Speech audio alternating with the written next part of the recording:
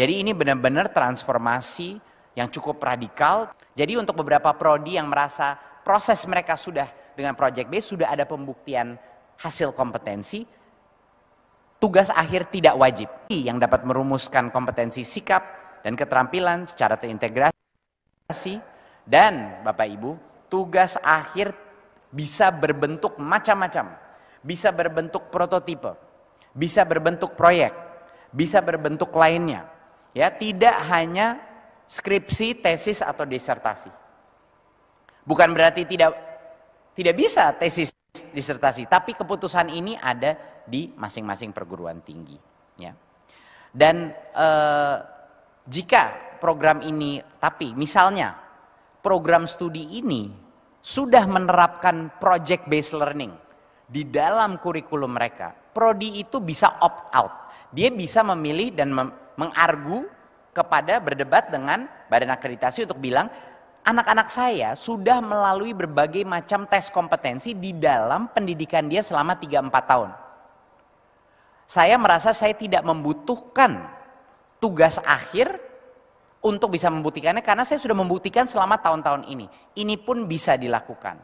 Jadi untuk beberapa prodi yang merasa proses mereka sudah dengan project base, sudah ada pembuktian hasil kompetensi, tugas akhir tidak wajib lagi. Dan tentunya siapa yang harus diyakinkan? Badan akreditasinya. Ya, badan akreditasinya. Nah, dan mahasiswa untuk magister, S2, S3 ini terapan wajib itu wajib diberikan tugas akhir. Jadi buat mereka masih ya wajib tugas akhir, tapi tidak lagi wajib diterbitkan di jurnal. Ya, tidak lagi wajib diterbitkan di jurnal.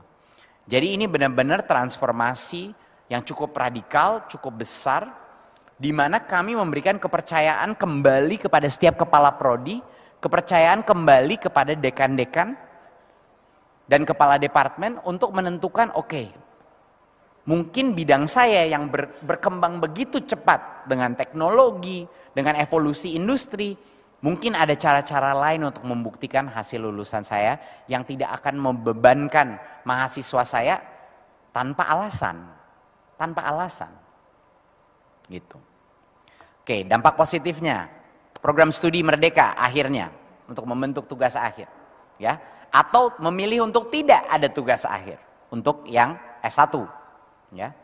Dan menghilangkan kewajiban pada program studi sarjana terapan. S1 atau D4.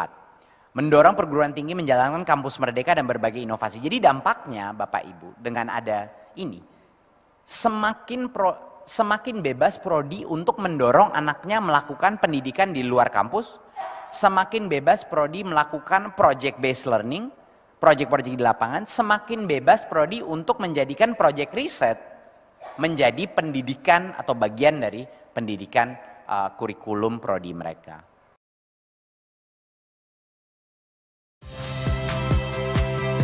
Saya Magister Tarigan. Saksikan program-program Kompas TV melalui siaran digital, pay TV, dan media streaming lainnya. Kompas TV, independen, terpercaya.